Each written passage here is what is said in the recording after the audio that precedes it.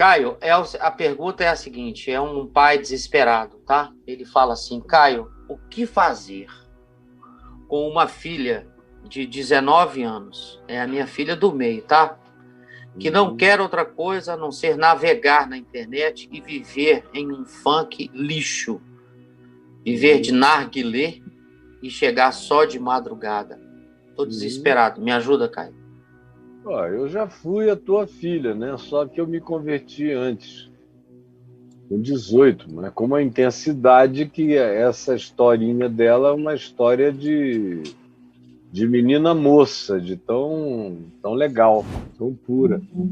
Agora, o que é que os meus pais fizeram comigo? Eles não fizeram nada, não é para fazer nada, é para orar e ser o pai mais cheio de amor, de graça, de evangelho. É a única coisa que a gente pode fazer. Pode fazer o quê? Internar, obrigar alguma coisa, toda vez que ela chegar a sair no pau com ela está com 19, vai chegar uma hora que ela vai ter para onde ir, ela irá, cara. Se você resolver enfrentá-la na base da crentice, que ela chega e você fica lá dizendo, puxa, acordado, que horas, quem foi que te autorizou, onde é que você estava, se esses seus amigos, esse seu funk lixo que você já falou, e vai, você vai perder a garota, geral, total, não tem saída, meu irmão, você vai perdê-la. Vai rodar. Quer perdê-la? Seja gracioso, seja misericordioso, deixe ela entrar, sirva-lhe um bom café, converse conversas que você conversaria com a sua filha se ela não estivesse agredindo você e os seus preconceitos. Se ela estivesse voltando de uma vigília de oração, você ia conversar legal com ela. Se ela estivesse voltando da casa de uma amiga toda equilibrada, toda legal, só ouvisse música que você aprova, você ia ter uma conversa totalmente diferente com ela. Mas não, você mal conversa com ela. E ela já está de saco cheio de você. Porque se você diz que o funk dela é lixo, conversando comigo a primeira vez, imagina zangado com ela. No narguilé dela e com as saídas dela. Você está sendo a droga que ela está consumindo. Você quer ganhar sua filha? Seja atraentemente paterno, seja agradavelmente humano, seja docemente cristão. E para ela lá na rua pensar, meu Deus, eu estou aqui no meio de um monte de gente, mas na minha casa tem um pai maravilhoso. É só quando o filho ou a filha, em tudo que fazem, começam a pensar, eu estou aqui, mas na minha casa há um pai, há uma mãe maravilhosos, e depois começam até a dizer para os amigos, não, eu estou fazendo coisas que eu não deveria fazer, porque eu não tenho razão para fazer, eu tenho em casa pais maravilhosos. Aí chega um ponto que os amigos começam a ir à tua casa. Você perde, a menina perde o medo de você. Aí começa a levar uma amiga, duas amigas em casa para tomar um café e encontra esse pai maravilhoso, como era o caso dos meus amigos. Quando eu fui deixando de projetar sobre o meu pai a ideia de um pai severo, que tinha muito mais a ver com as culpas em relação à multidão dos meus erros, pecados e equívocos, e comecei a ver que ali tinha um homem maravilhoso, e tive coragem de levar os amigos até a minha casa, e eles começaram a provar o espírito e a energia do meu pai. Logo depois eu comecei a ser repreendido pelos meus amigos.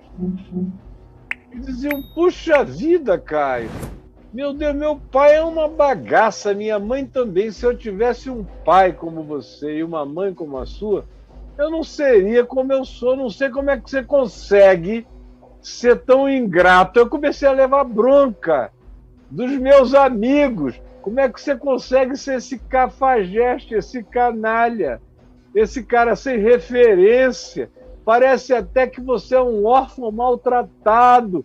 Pare com isso. Dos meus amigos, dos meus companheiros de uma gandaia, que a sua filha, graças a Deus, não sabe nem como começa, se fosse contar como era a minha. Os meus amigos começaram a me censurar. E eu comecei a pensar, comecei a ter cada vez menos medo de estar com eles, menos ansiedade na presença deles e mais prazer na conversa dele, porque ele não ficava me perguntando nada, não queria saber nada, não me checava em nada.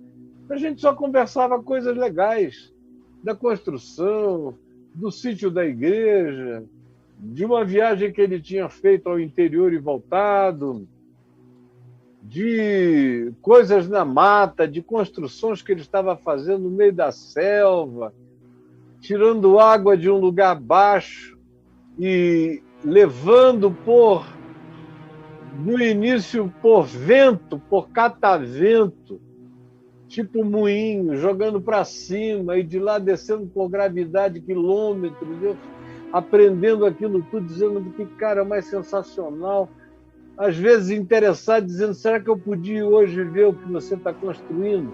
E voltava impressionado, admirado. É assim que a gente ganha filho. Só assim.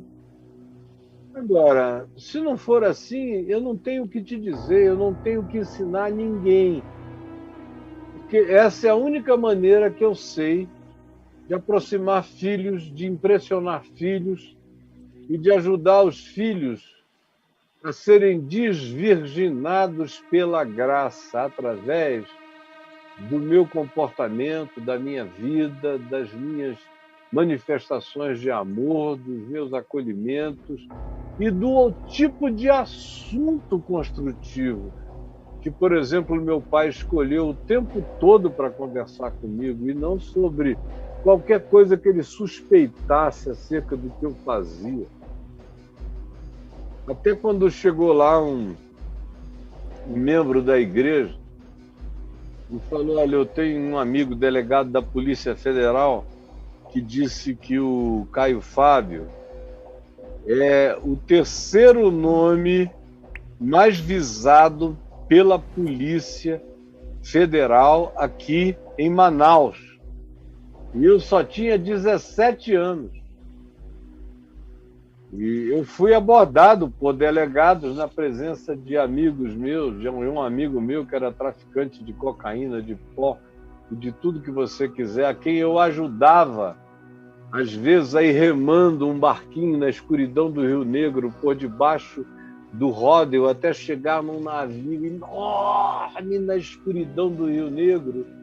E o meu amigo assoviava, eles jogavam lá de cima, numa corda, uma caixa cheia de todo tipo de contrabando, e a gente ia de novo escondido. Houve ocasião da polícia ficar nos procurando e a gente escondido embaixo do porto de Manaus, chamado Ródeo.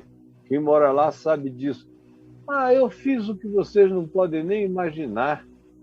E meu pai era informado e ele só fazia orar.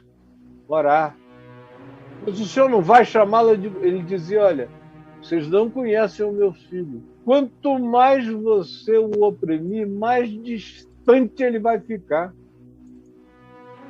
E não deu outra, né? Quando começaram a ameaçar me matar, mesmo chegar com bandido contratado, dizendo, eu só não te mato aqui porque tem gente demais, mas você vai morrer.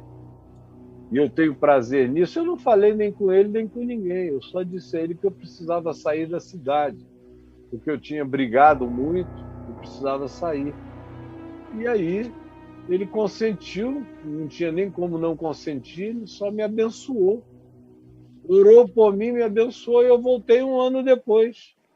Quase morri também lá no Rio, porque fui andar com um monte de gente, prenderam 33 amigos meus na Ilha Grande. Meu Deus Foi do o que céu. me fez voltar para Manaus. Então, o que papai fez? Ele orou me tratou bem e me constrangeu de tal maneira que o meu coração foi entrando em estado de culpa constrangida todo dia pelo amor do meu pai, da minha mãe, das orações deles. Isso me constrangeu. Eu, graças a Deus, não tive nenhum filho como eu. O filho que mais me deu trabalho era 1/3 das minhas calamidades do que eu praticava. A única diferença é que eu praticava longe de casa.